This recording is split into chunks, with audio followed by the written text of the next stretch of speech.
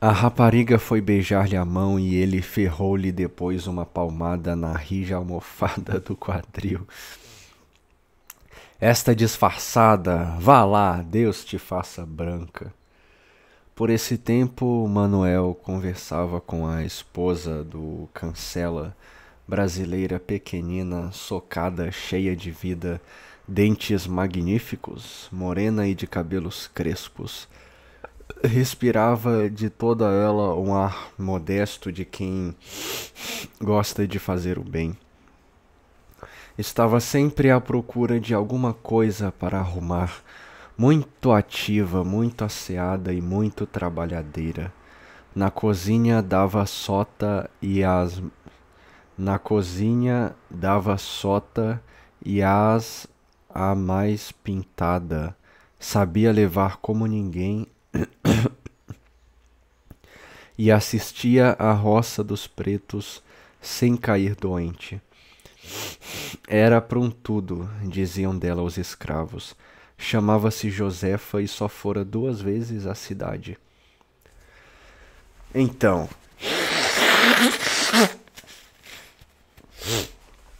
reclamou o fazendeiro, vem ou não vem essa merenda? Olhem que os homens devem trazer o estômago na espinha, e eu não lhes quero dar trela sem havermos manducado. A mulher ouviu o fim da reclamação já na cozinha. Por que não despiu você essas tafularias? Perguntou o dono da casa, Raimundo. Por cá ninguém olha para elas, sequer ponha-se a gosto. Obrigado, bem sei, estou à vontade. E conversavam enquanto Angelina punha a mesa. Cancela sentia-se satisfeito, loquaz, gostava de dar a língua e pilhava. E quando pilhava hóspedes que o aturassem, ninguém podia com a vida dele. Entretanto, Josefa trazia já as iguarias e os homens dispunham-se a comer com apetite. A luz de um antigo candeeiro de querosene reverberava uma toalha de linho claro, onde a louça reluzia escaldada de fresco. As garrafas brancas, cheias de vinho de caju, espalhavam em torno de si reflexos de ouro. Uma torta de camarões estalava na sua crosta de ovos. Um frangão assado tinha a imobilidade resignada de um paciente.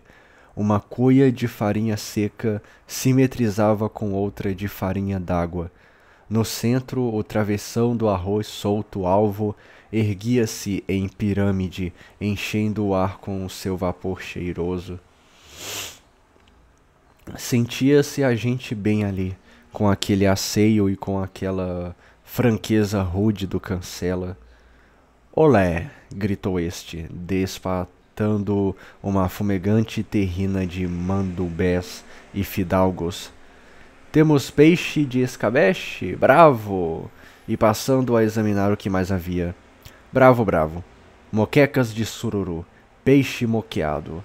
Olhem que este não é do rio e por isso não se pilha por cá todos os dias. Tem escama, seu Manuel. E enchiam-se os pratos. Famoso. Está famoso? Repetia, levando à boca grandes colheradas. Como assim? O que tá famoso, retardado? Então as senhoras não nos fazem companhia? Disse Raimundo, voltando-se para as duas. Qual? Qual?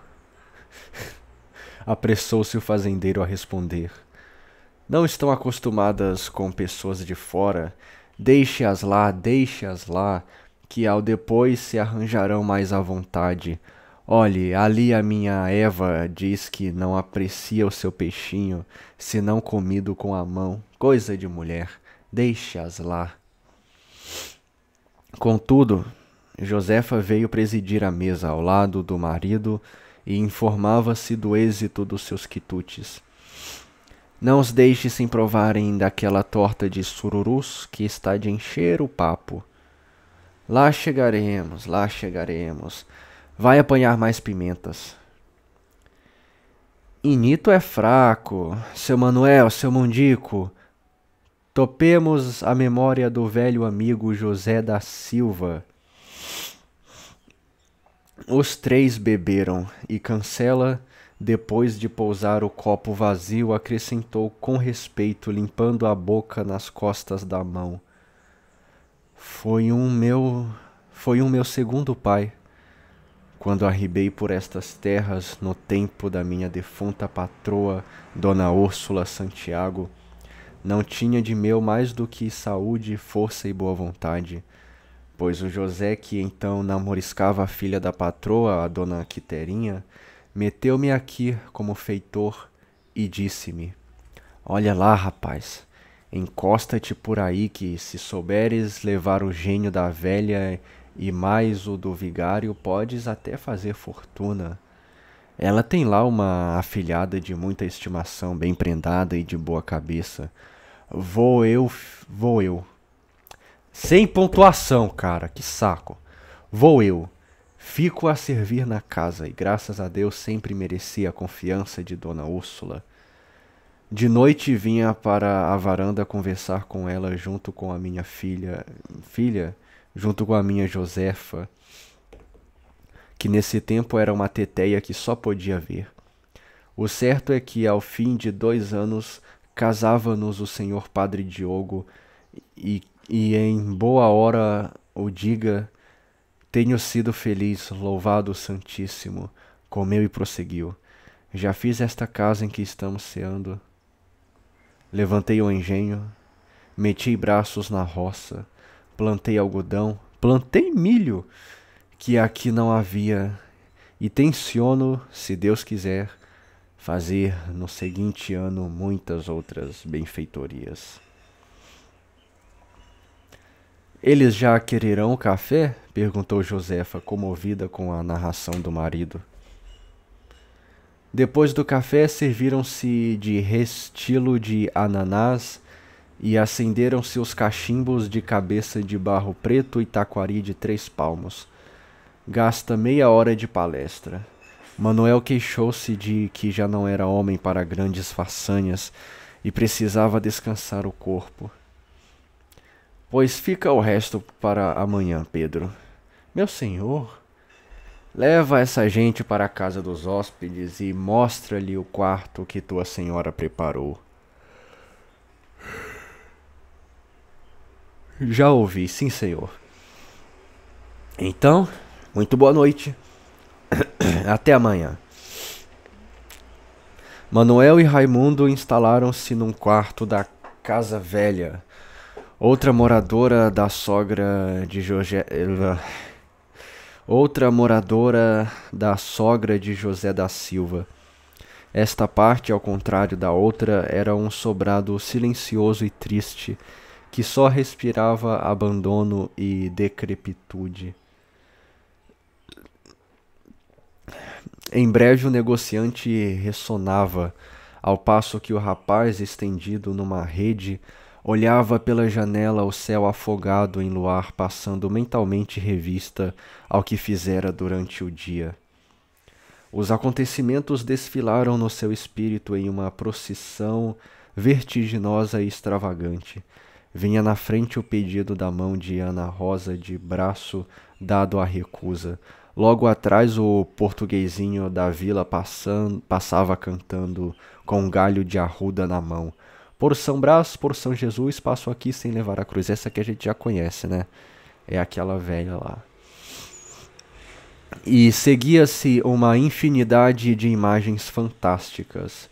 O pássaro negro cantando afinados, a feiticeira que se transformava em ossos, e seguia-se o cônego Diogo, remoçado, cercando de desvelos a sogra de José da Silva, formada imaginariamente pelo tipo de Maria Bárbara. E Raimundo, sem poder conciliar o sono, demorava-se até a pensar em coisas de todo indiferentes.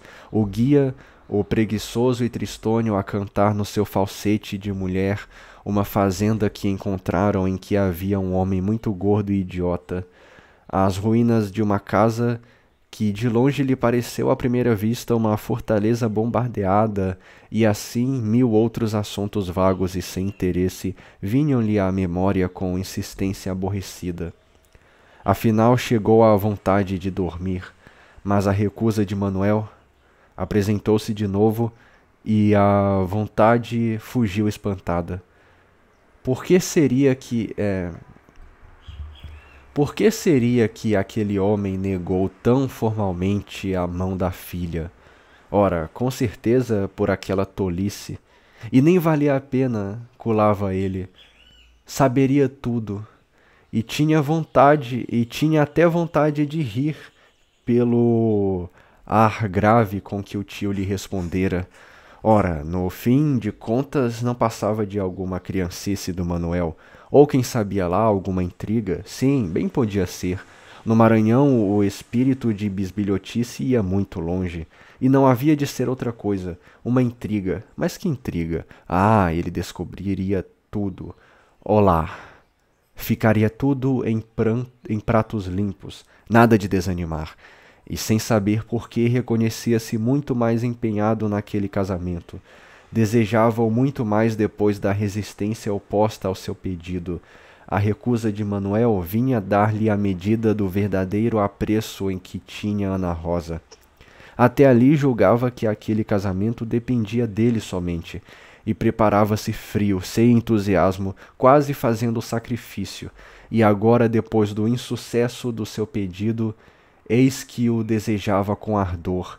Aquela recusa inesperada era para Ana Rosa o que um fundo negro é para uma estátua de mármore. Fazia destacar melhor a harmonia das linhas, a alvura da pedra e a perfeição do contorno. E Raimundo, procurando medir a extensão do seu amor por ela, topava de surpresa em surpresa, de sobressalto em sobressalto, pasmado do que descobria em si mesmo, espantando-se com os próprios raciocínios, como se foram apresentados por um estranho, chegando às vezes a não compreendê-los bem e fugindo de esmerilhá-los com medo de concluir que estava deveras apaixonado. Nesta duplicidade de sentimentos, seu espírito passeava-lhe no cérebro às apalpadelas, como quem anda às escuras num quarto alheio e desconhecido. E que tal? Monologava. Não é que estou há 2 horas a pensar nisto? E não podia convencer-se de que ligava tão séria importância àquele casamento. Procurava até capacitar-se de quem tentara realizá-lo por uma espécie de compassiva indulgência para com Ana Rosa. Entretanto, revolucionava-se todo só com a ideia de não levá-lo a efeito. Ora Deus, também não morreria de desgosto por isso. Não faltavam bons partidos para fazer família. O caso era dispor-se a procurar noiva. Sim, nem lhe ficava bem insistir no projeto de casar-se com a prima. No fim de contas, aquela recusa grosseira, seca, o ofendia. De certo que ofendia. Não devia pensar nem por sombras em semelhante asneira. Definitivamente não casaria com Ana Rosa. Com qualquer, menos com ela. Nada. Como não? Se aquilo já era uma questão de brios. Mas com este propósito voltava-lhe de um modo mais claro e positivo uma grande admiração pelos encantos da rapariga e um surdo pesar dissimulado, um desgosto hipócrita de não poder possuí-la. Manuel, a poucos passos, roncava com insistência incômoda.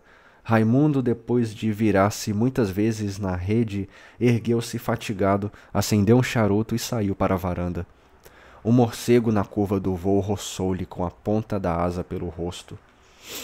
O luar entrava sem obstáculo até a ponta do quarto e estendia no chão uma luz branca. Raimundo encostou-se ao parapeito da varanda e ficou a percorrer com o olhar cansado a funda paisagem que se esbatia nas meias tintas do horizonte, como um desenho a pastel. O silêncio era completo. De repente, porém, A uma nota harmoniosa de contralto sucederam-se outras, prolongadas e tristes, terminando em gemidos. O rapaz impressionou-se. O canto parecia vir de uma árvore fronteira à casa. Dir-se-ia uma voz de mulher e tinha uma melodia esquisita e monótona. Era o canto da mãe da lua. O pássaro levantou voo, e Raimundo o viu então perfeitamente, de asas brancas abertas, a distanciar seus gorjeios pelo espaço. Considerou de si para si que os sertanejos tinham toda a razão nos seus medos legendários e nas suas crenças fabulosas. Ele, se ouvisse aquilo em São Brás, lembrar-se-ia logo com certeza do tal pássaro que canta afinados. Segundo a indicação do guia, continuava a pensar, a tapera amaldiçoada ficava justamente para o lado que tomara a mãe da lua. Devia ser naquelas baixas que dali se viam.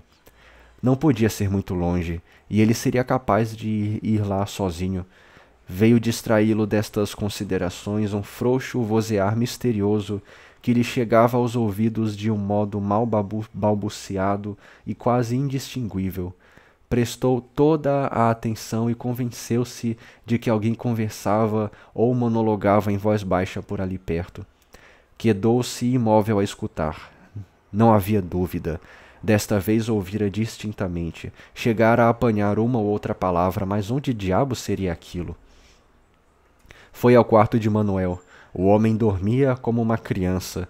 Agora assoviava em vez de ressonar. Atravessou pé ante pé a varanda inteira, nada descobriu. Voltou pelo lado oposto ao luar, ainda nada.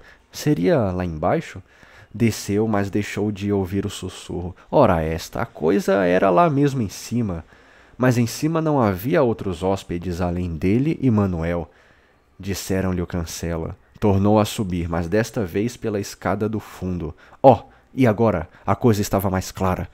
Raimundo ouviu frases inteiras e queixas, lamentações, palavras soltas, ora de revolta, ora de ternura. Era de enlouquecer. Quem diabo estaria falando? Quem está aí? É você, Satanás? Gritou ele no último lance da varanda, com a voz um pouco alterada. Ninguém respondeu, e o murmúrio misterioso calou-se logo. Raimundo esperava, todavia, possuído já de certa impaciência nervosa e com o ouvido ainda impressionado do estranho efeito da sua própria voz a perguntar no silêncio: Quem está aí? Decorreu um espaço que lhe pareceu infinito, e afinal reapareceu o vozear, agora porém muito mais afastado, vindo do lado contrário ao lado em que ele estava. Encaminhou-se então, tão em silêncio, que lhe foi possível na direção da voz misteriosa, e notou satisfeito que esta ia gradualmente se alteando. Fez Raimundo consigo, maravilhado. Tinha ouvido bem claro o seu nome e o de seu pai José do Eito. Redobrou de atenção. Estaria sonhando? Aquela voz infernal falava dubiamente de São Brás, do padre Diogo, de Dona Quitéria e outras pessoas que ele não sabia quem eram. Com certeza ia ouvir alguma coisa a respeito de sua mãe. Seria a primeira vez. Já não era sem tempo. Reprimiu a respiração. Fez-se todo ouvidos. Estava trêmulo, frio. Nunca sentira comoção tamanha. Mas a voz falou, referindo-se aos acontecimentos maiores de São Brás, fazendo revelações, citando um por um todos os personagens, menos a mãe de Raimundo. Este, na treva, com o coração oprimido, estendia a cabeça, arregalava os olhos, arfando-lhe o peito. Nada, que desespero! Mas a voz prosseguia e ele escutava, de súbito. De súbito, porém, calou-se tudo e nada mais se ouviu que o piar longínquo das aves noturnas. Raimundo esperou, estático e sôfrego, durante 2 minutos. 4, 5. Foi inútil. A voz não reapareceu. De sua mãe nem uma palavra, maldita conspiração. No fim de meia hora percorreu de novo a varanda. Não sabia que julgar daquilo, nem o que devia fazer, mas jurava descobrir tudo. Quem quer que falara estava perfeitamente a par da história de São Brás e havia de saber alguma coisa de sua vida. Foi à alcova, tomou o candeeiro, deu-lhe luz, percorreu os vários lados da varanda, entrou nos aposentos abertos, desceu, andou lá por baixo às tontas porque estava tudo atravancado de coisas, tornou a subir sem conseguir nada e, aborrecido, frenético, tornou ao seu quarto, diminuiu a luz e deitou-se sem descalçar as botas.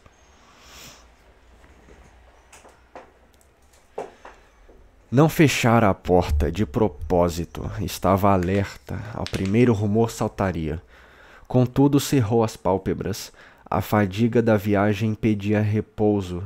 Já era quase madrugada, ia adormecer. Mas um leve e surdo ruído despertara-o. Raimundo encolheu-se na rede e insensivelmente se lembrou do revólver que tinha a seu lado. Na porta desenhava-se, contra a claridade exterior, a mais esquálida, andrajosa e esquelética figura de mulher que é possível imaginar. Era uma preta alta, cadavérica, tragicamente feia, com os movimentos demorados e sinistros, os olhos cavos, os dentes escarnados. O rapaz, apesar da sua presença de espírito, teve um forte sobressalto de nervos. Todavia não se mexeu na esperança de ouvir ainda alguma revelação. O espectro, porém, olhou em torno de si, viu, sorriu e tornou a sair silenciosamente.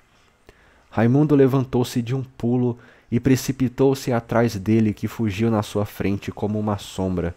Atravessaram o primeiro lance da varanda, o segundo e o terceiro. Espera, espera! Gritou o moço fora de si. Espera, ou eu te mato, diabo! O fantasma desapareceu pela porta do fundo. Raimundo acompanhou com dificuldade e, ao chegar lá embaixo, avistou já no pátio a fugir-lhe sempre. O rapaz tinha contra si não conhecer o terreno. Foi às apalpadelas e aos encontrões que conseguira atravessar a parte inferior da casa. Lá fora havia já perdido de vista a sombra fugitiva. Olhou em torno de si, caminhou à toa de um para outro lado, nervoso, irrequieto, voltando-se rápido ao menor mexer de galhos. Afinal, auxiliado pela lua, divisou em distância o vulto sinistro que se afastava, prestes a sumir-se nas meias tintas da noite. Então abriu contra ele numa vertiginosa carreira de boas pernas, mas o vulto, embrenhando-se no mato, desapareceu totalmente.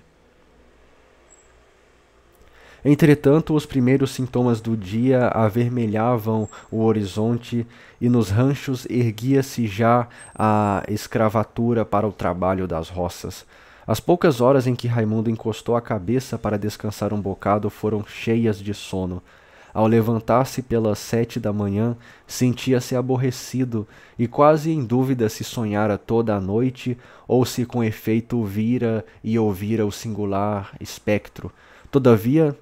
Todavia, ao almoço, conversou-se largamente sobre o fato, e o Cancela explicou que o fantasma devia ser alguma dessas muitas pretas velhas agregadas aos ranchos das fazendas e que naturalmente estava bêbada. E contou que nas noites de tambor elas costumavam dormir por ali, no primeiro rancho encontrado em caminho. Ali mesmo havia sempre uma súcia dessas pestes. Apareciam e desapareciam, sem ninguém lhes perguntar de onde vinham nem para onde iam. São escravas fugidas? Indagou Raimundo. O Cancela respondeu que não. Os mocambeiros formavam grupo à parte. Nunca apareciam publicamente, viviam escondidos nos seus quilombos e só se mostravam na estrada real para atacar os viajantes. Os agregados eram pretos forros em geral com a morte de seus senhores, e que, habituados desde pequenos ao cativeiro, não tendo já quem os obrigasse a trabalhar e não querendo sair do sertão, ficavam por aí ao Deus dará, pechinchando pelas fazendas um bocado de arroz para matar a fome e um pedaço de chão coberto para dormir. Simples vagabundos que não faziam mal a ninguém. Olhe, continuou ele, de São Brás tínhamos aqui a princípio 3 que andavam por aí sem fazer nada.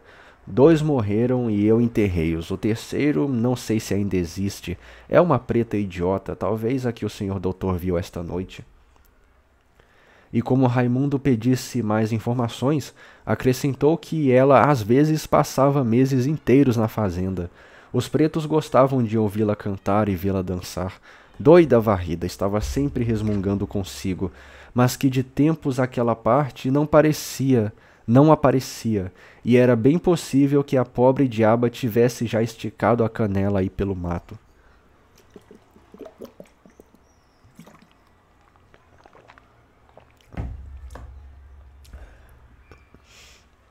Falou-se também na Mãe da Lua.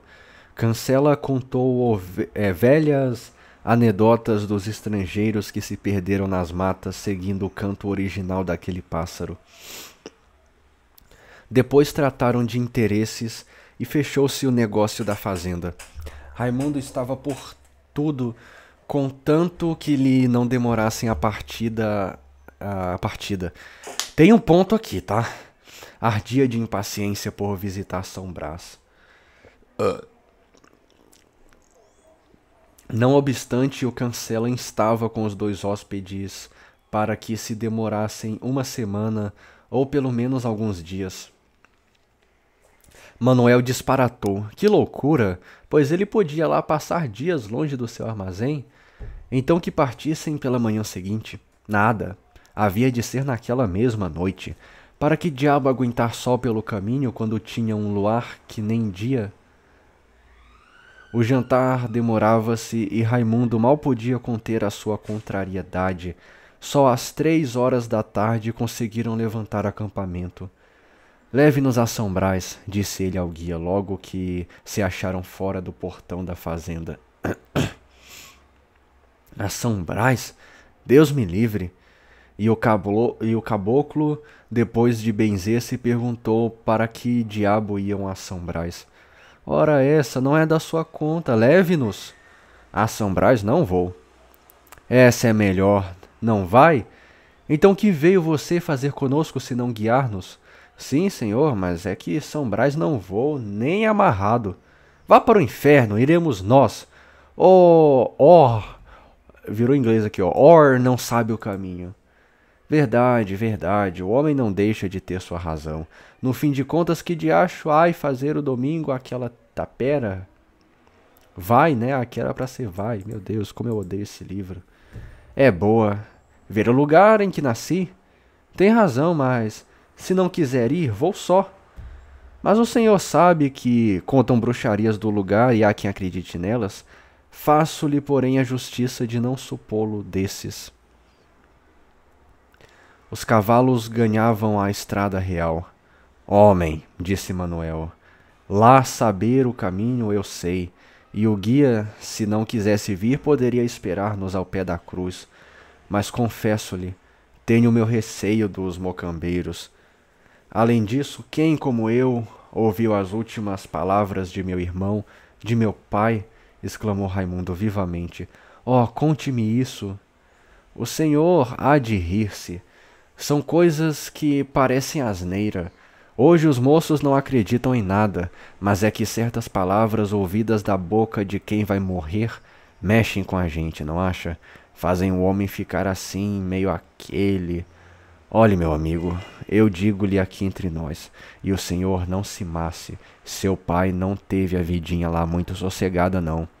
Depois que casou, não se dava com pessoa alguma, e nem a própria sogra queria saber dele. Vivia como que abandonado. Eu era nesse tempo principiante no comércio e quase que não podia arredar pé do trabalho. Contudo, aqui vim 3 vezes. Porém, creia que não gostava de cá vir. Era uma tal tristeza. Doía-me de ver o José tão desprezado, tão triste, que parecia estar a cumprir uma sentença. Viajante nenhum aceitava o pouso em São Brás. Preferiam dormir ao relento e às cobras. Contavam que, alta noite, ouviam-se constantemente gritos horríveis na fazenda, pancadas por espaço de muitas horas, correntes arrastadas. Os escravos morriam sem saber de quê. Enfim, o cônego Diogo, que era o vigário desta freguesia, confessa que nunca lhe soube dar volta. E olhe, coitado, meteu-se-lhe em cabeça a abençoar e proteger São Brás, e quase ia sendo vítima da sua dedicação. Até ficou assim a modo de aluado. E foi tão perseguido por cá que o pobre homem viu-se obrigado a abandonar a paróquia. Ainda hoje, quando lhe toco nisso, benze-se todo. Pois pode crer o senhor que ele era o mais íntimo amigo de meu irmão e o único, talvez, que ultimamente lhe frequentava a casa.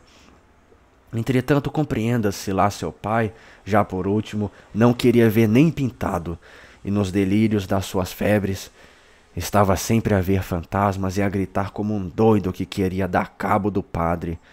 Quero matar o padre, traga-me o padre é que é o culpado de tudo. Este fulano padre era o cônego.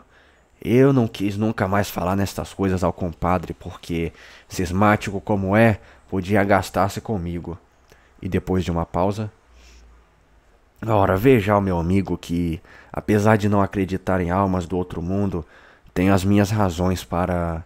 Raimundo procurava disfarçar a preocupação em que o punham as palavras de Manuel e declarou que, se este não estava disposto a ir a São Brás, que se ficasse com o guia, ele iria só.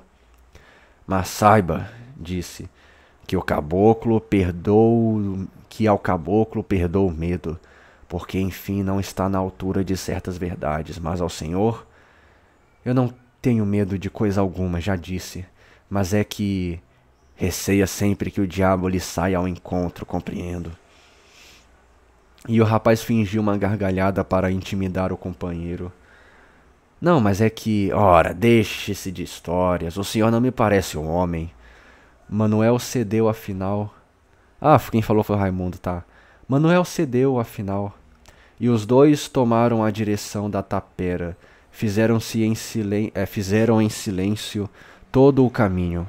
Raimundo por muito comovido e Manuel por amedrontado. Instintivamente pararam em respeitável distância. Creio que chegamos, arriscou o moço. E avançando alguns passos disse ao outro. Ali vai ela, pela janela. Só o eco respondeu. Adiantaram-se mais e Raimundo gritou por sua vez com o mesmo resultado. Ande, senhor Manuel, estamos a quixotear. Aqui não há viva alma. Mais alguns passos e estavam defronte da tapera. Eram os restos de uma casa térrea, sem reboque, e cujo madeiramento de lei resistira ao seu completo abandono. Ia anoitecer, o sol naufragava, sossobrando num oceano de fogo e sangue. O céu reverberava como a cúpula de uma fornalha. O campo parecia incendiado. Como era preciso aproveitar o dia, os dois viajantes apearam-se logo, cada qual prendeu seu cavalo e introduziram-se na varanda da casa por uma brecha que cortava de alto a baixo o primeiro pano de parede. Essa parte estava completamente arruinada e cheia de mato. Os camaleões, as osgas e as mucuras fugiram, espantados pelos pés de Raimundo que iam galgando moitas de urtiga e capim-bravo. Lá dentro a tapera tinha um duro aspecto nauseabundo. Longas teias de aranha pendiam tristemente em todas as direções, como cortina de crepe esfacelado. A água da chuva tingida de terra vermelha deixara pelas paredes compridas lágrimas sangrentas que serpeavam entre ninhos de cobras e lagartos.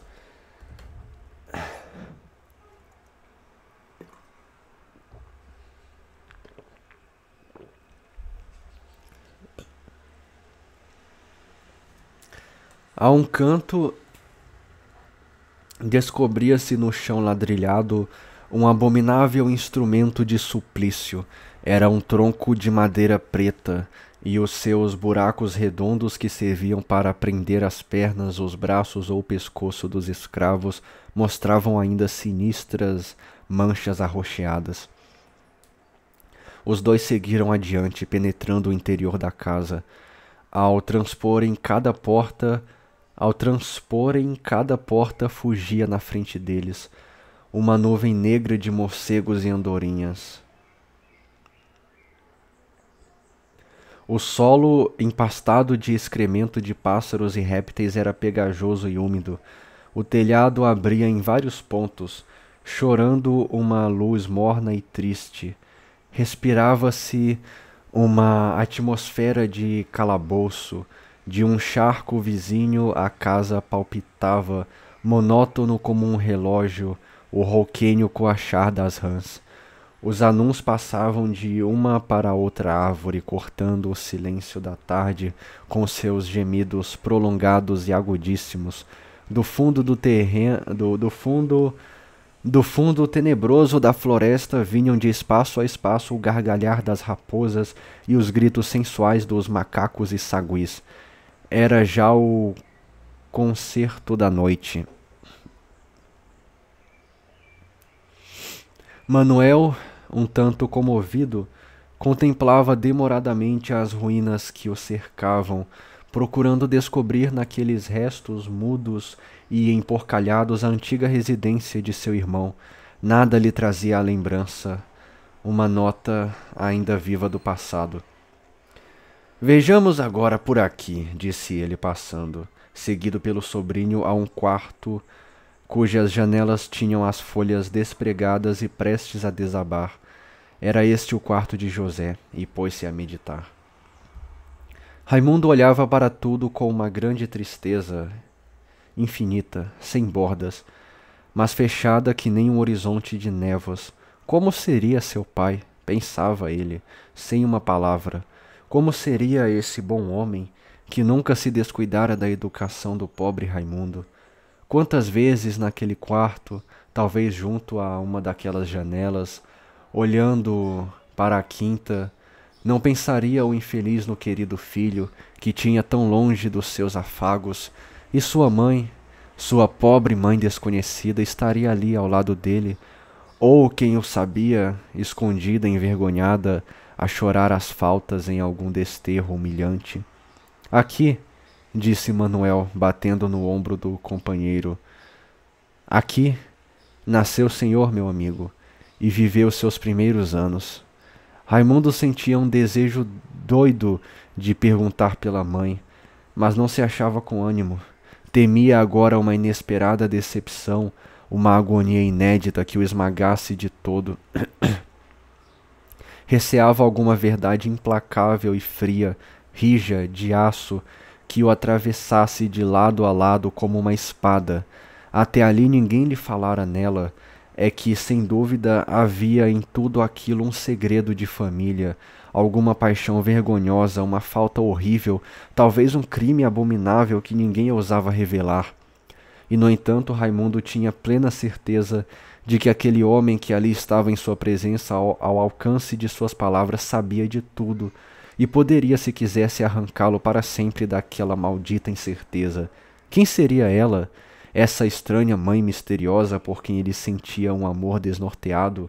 Alguma senhora bonita, sem dúvida, porque causava crimes. Criminosa ela própria, por amor, a inspirar loucuras a seu pai, a acender-lhe uma paixão fatal e romanesca, cheia de sobressaltos e de remorsos, e desse amor secreto e criminoso, desse adultério que sem dúvida causou a morte de seu pai, nascera ele. Mas por que não lhe contavam tudo com franqueza?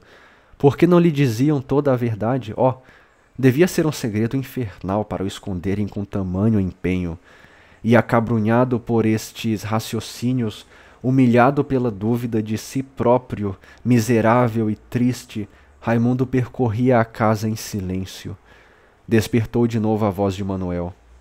Vamos à capela antes que anoiteça de todo. Entraram primeiro no cemitério. Estava arrasado.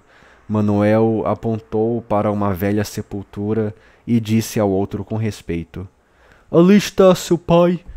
Raimundo chegou-se para o túmulo, descobriu-se e procurou ler na carneira alguma inscrição que lhe falasse do morto.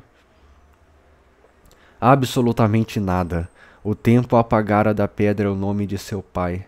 Ali só havia um pedaço de mármore carrunchoso e negro. Deixara de ser uma tabuleta, era uma tampa.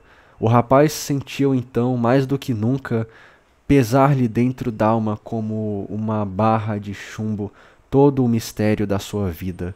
Compreendeu que sobre esta havia também uma pedra silenciosa e negra. Compreendeu que o seu passado nada mais era do que outra sepultura sem epitáfio. Enovelou-se-lhe na garganta um godilhão de soluços e Raimundo sentiu a necessidade de ajoelhar-se defronte do silêncio daquele túmulo. Manuel afastara-se discretamente, tossindo para disfarçar a sua comoção. O moço enxugava as lágrimas, agora abundantes e fartas. Depois encaminhou-se para outra cova, mais adiante, abrigada por uma frondosa mangueira. Estava já vazia e com a lousa fora do lugar. Naturalmente, os parentes do cadáver haviam retirado dali os ossos para alguma igreja da capital. A posição e a folhagem da lápida da árvore serviram de resguardo ao epitáfio. Raimundo passou o lenço por cima dele e conseguiu ler o seguinte: Aqui jazem os restos mortais de Quitéria Inocência e de Freitas Santiago, filha extremosa, esposa exemplar.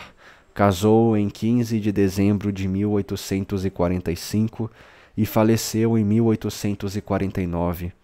Orai por ela. Não há dúvida que além de bastardo... ele fala, né? Não há dúvida que além de bastardo descendi de uma tremenda vergonha. Meu nascimento combina aproximadamente com estes algarismos. E tendo monologado estas palavras, chegou ao fundo do cemitério e achou-se defronte de uma capela. Entrou galgando 3 degraus escalavrados. Uma coruja fugiu espavorida.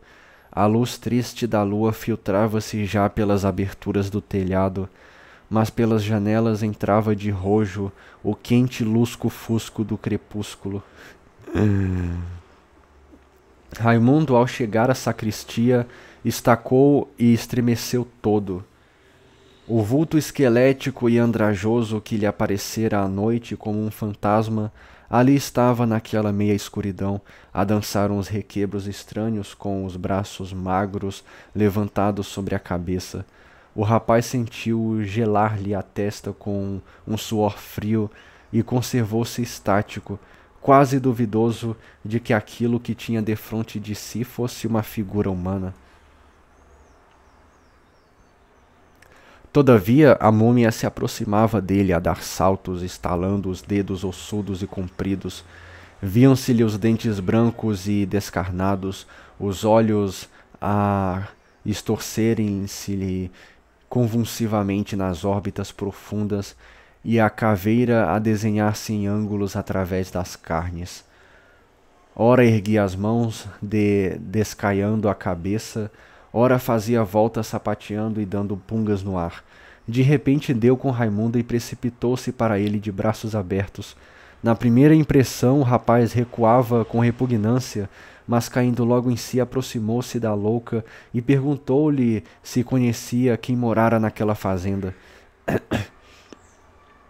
A idiota olhou para ele e riu-se sem responder.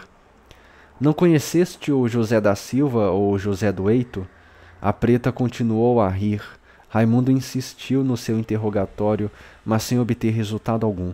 A doida a considerava fixamente, como que procurando reconhecer-lhe as feições. De súbito deu um salto sobre ele, tentando abraçá-lo.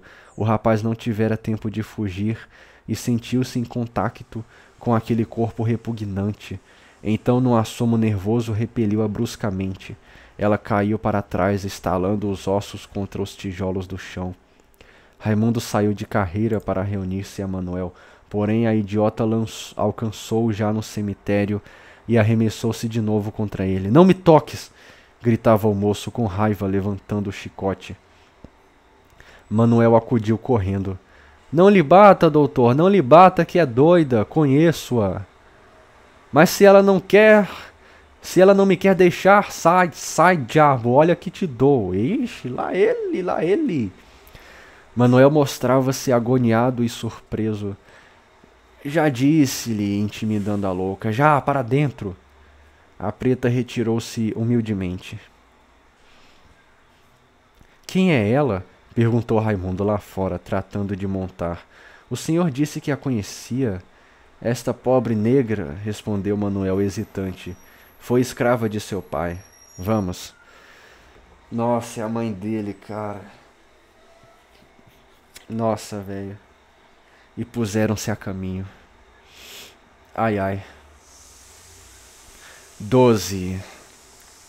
Voltaram ambos impressionados da tapera. Manuel tentara por 2 vezes uma conversa que não vingara no ânimo acabrunhado do companheiro. Raimundo respondia maquinalmente às suas palavras, ia muito preocupado e aborrecido, na dúvida da sua procedência e com a certeza do seu bastardismo.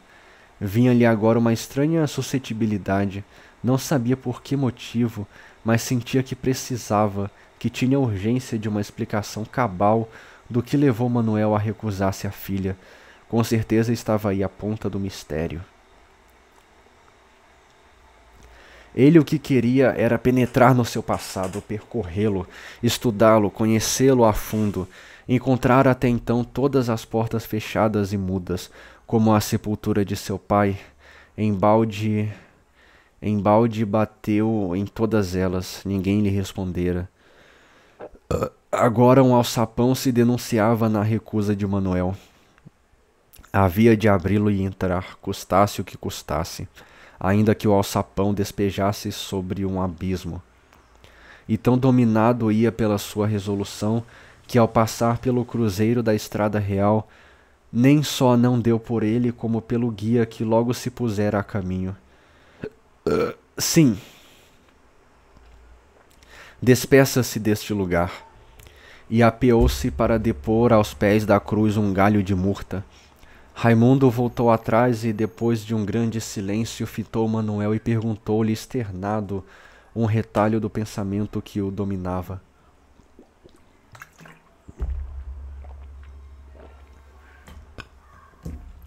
Ela será, porventura, minha irmã? Ela quem? Sua filha. O negociante compreendeu a preocupação do sobrinho. Não. Raimundo tornou a mergulhar no pó da sua vida e das suas conjecturas, procurando de novo o motivo daquela recusa, como quem procura um objeto no fundo d'água, e a sua inteligência, de outras vezes tão lúcida e perspicaz, sentia-se agora impotente e cega, as apalpadelas, as tontas, desesperada, quase extinta, nas lamacentas e misteriosas trevas do pântano.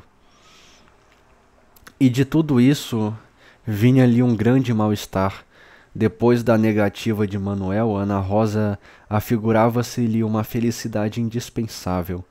Já não podia compreender a existência sem a doce companhia daquela mulher simples e bonita, que no seu desejo estimulado lhe parecia agora sob 1000 novas formas de sedução, e na sua fantasia enamorada acariciava ainda a ideia de possuí-la, ideia que só então notava, dormira todas as noites com ele, e que agora, ingrata, queria escapar-lhe com as desculpas banais e comuns de uma amante enfastiada. Oh, yeah! Desejava Ana Rosa. Habituara-se imperceptivelmente a julgá-la sua, ligara a pouco e pouco, sem dar por isso, a todas as aspirações da sua vida. Sonhara-se junto dela na intimidade feliz do lar, vendo-a governar uma casa que era de ambos, e que Ana Rosa povoava com a alegria de um amor honesto e fecundo. E agora, desgraçado, olhava para toda essa felicidade como o criminoso olha através as grades do cárcere para os eventuais casais que se vão lá pela rua. Tá escrito nua, né? De braço dado, rindo e conversando ao lado dos filhos. E Raimundo antejulgava perfeitamente que aquele empenho de Manuel em negar-lhe a filha, longe de arredá-lo do seu amor, mais e mais o empurrava para ela, ligando-a para sempre ao seu destino. Terá sua filha alguma secreta enfermidade que levasse o médico a proibir-lhe o casamento? Terá algum defeito orgânico? Oh, com efeito, o senhor tortura-me com as suas perguntas. Creia que se eu pudesse dizer-lhe a causa de minha recusa, tê-lo-ia feito desde logo. Raimundo não pôde conter-se e disparatou fazendo estacar o seu cavalo. Mas o senhor deve compreender a minha insistência. Não se diz assim, sem mais nem menos, a um homem que vem, legítima e conscienciosamente, pedir a mão de uma senhora que a isso autorizou. Não lhe a dou porque não quero, porque não quer, porque não posso dizer o motivo, é boa. Tal recusa significa uma ofensa direta a quem faz o pedido. Foi uma afronta à minha dignidade. O senhor há de concordar que me deve uma resposta, seja qual for, uma desculpa, uma mentira, muito embora. Mas, com todos os diabos, é necessária uma razão qualquer. É justo, mas se me dissesse oponho-me ao casamento porque antipatizo solenemente com o seu caráter, sim, senhor, não seria uma razão plausível, mas estaria no seu direito de pai. Mas o senhor, perdão. Eu não podia dizer semelhante coisa depois de o haver elogiado por várias vezes e ter me declarado como, repito, seu amigo e seu apreciador. Mas então, se é meu amigo, que diabo, diga-me a razão com franqueza. Tire-me por uma vez deste maldito inferno da dúvida. Declare-me o segredo da sua recusa, seja qual for, ainda que uma revelação esmagadora. Estou disposto a aceitar tudo, tudo, menos o mistério, que esse tem sido o tormento da minha vida. Vamos, fale, suplicou-lhe, por aquele que caiu assassinado, e apontou na direção da cruz. Era seu irmão, e dizem que meu pai. Pois bem, peço-lhe por ele que me fale com franqueza. Se sabe alguma coisa dos meus antepassados e do meu nascimento, conte-me tudo. Juro-lhe que lhe ficarei reconhecido por isso, ou quem sabe serei tão desprezível a seus olhos que nem sequer lhe mereça tão miserável prova de confiança. Não, ao contrário, meu amigo. Eu até levaria muito em gosto o seu casamento com a minha filha, no caso de que isso tivesse lugar, e só peço a Deus que lhe depare a ela um marido possuidor das suas boas qualidades e do seu saber. Creia, porém, que eu, como um bom pai, não devo, de forma alguma, consentir em semelhante união. Cometeria um crime se assim procedesse. Com certeza há parentesco de irmão entre ela e eu. Repare que me está ofendendo, pois defenda-se declarando tudo por uma vez. E o senhor promete não se revoltar com o que eu disser? Juro, fale. Manuel sacudiu os ombros e resmungou depois em ar de confidência. Recusei-lhe a mão de minha filha porque o senhor é filho de uma escrava. Eu? O senhor é um homem de... Ai, não acredito, velho, que nojo, que nojo. Ai, que nojo. Mas português é assim mesmo. Não, português não, né? Velho nojento do diabo. Ah, que ódio, que ódio. Ele é pior do que o Heathcliff, isso mesmo, eu aprendi a falar o nome do Heathcliff, finalmente. O senhor é um homem de cor. Infelizmente, esta é a verdade. Raimundo tornou-se lívido. Manuel prosseguiu no fim de um silêncio. Já vê o amigo que não é por mim que lhe recusei Ana Rosa, mas é por tudo. A família de minha mulher sempre foi muito escrupulosa a esse respeito. Muito racista, você quer dizer, né? Mas enfim, mano. Eles não têm que ficar juntos, mas é porque seria incesto, né, mano? Ainda, então tá tudo certo. De qualquer jeito, né? E como ela é toda a sociedade do Maranhão, Concordo que seja uma asneira, concordo que seja um prejuízo tolo. O senhor, porém, não imagina o que é por cá a prevenção contra os mulatos. Nunca me perdoaria um tal casamento. Além do que, para realizá-lo, teria que quebrar a promessa que fiz à minha sogra de não dar a neta senão a um branco de lei, português ou descendente direto de portugueses. O senhor é um moço muito digno, muito merecedor de consideração.